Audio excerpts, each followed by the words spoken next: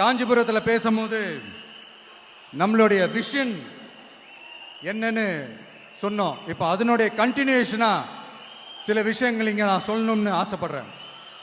இப்பவும் சொல்றேன், உறுதியா சொல்றேன், சத்தியமா சொல்றேன். பெண்கள், பெண் குழந்தைகள், ஆண் குழந்தைகள் பாதுகாப்பு நம்ம ஆட்சியில் நம்பர் 1 இருக்கும்.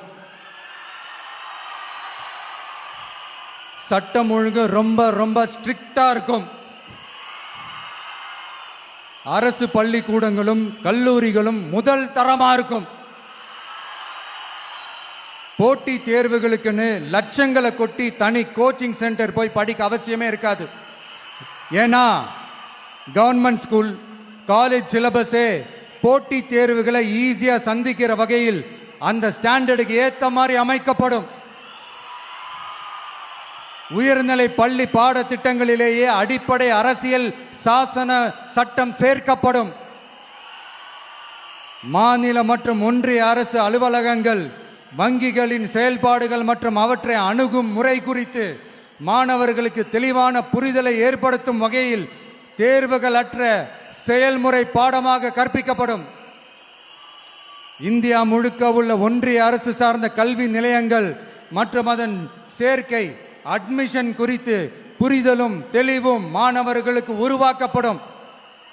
அனைத்து அரசு பள்ளிகளிலும் பெண் குழந்தைகளுக்கு சுத்தமான, சுகாதாரமான மற்றும் தரமான கதவுகள் பொருத்தப்பட்ட ரெஸ்ட் ரூம்கள் அமைப்பது உறுதி செய்யப்படும். போதைப் பொருட்கள் இல்லாத தமிழகம் உருவாக்கப்படும். மாவட்ட கலெக்டர்கள் மற்றும் எஸ்பிக்களில் சரி பாதி பெண்களாக இருக்கும்படி செய்வோம். மலை கிராமங்களில் அரசு ஆரம்ப சுகாதார நிலையங்கள் பிரசவம் பார்க்கும் வசதியுடன் அமைக்கப்படும். பஸ் போக்குவரத்து இல்லாத கிராமங்கள் மற்றும் மலை கிராமங்களே இல்லை என்ற நிலை உருவாக்கப்படும். ஏற்கனவே அமைப்பு சாரா தொழிலாளர்கள் அமைப்பு இருந்தாலும் ஆட்டோ, டாக்ஸி மற்றும் லாரி டிரைவர்களுக்கென அவர்களின் நலன்களுக்காகவும் குடும்ப நலன்களுக்காகவும் தனியாக நல வாரியம் அமைக்கப்படும். தென் தமிழகம் உட்பட தமிழகத்தின் தேவையான பகுதிகளில் தொழிற்சாலைகள் அமைக்கவும் தொழில் வளம் பெருக்கவும் தனி கவனம் செலுத்தப்படும்.